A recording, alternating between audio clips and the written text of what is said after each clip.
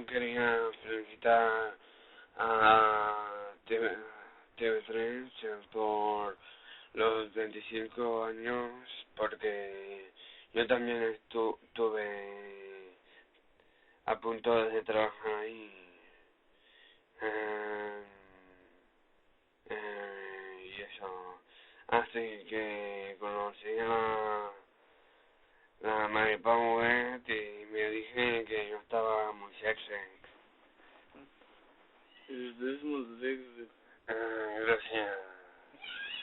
Y todo eso, ¿no?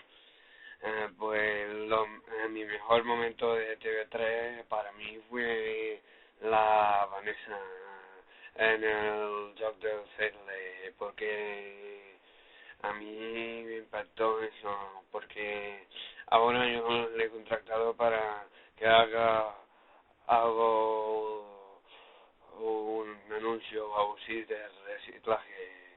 Ya no cluberos, tira al vidrio. Ya está, aquí tienes lo que te debo.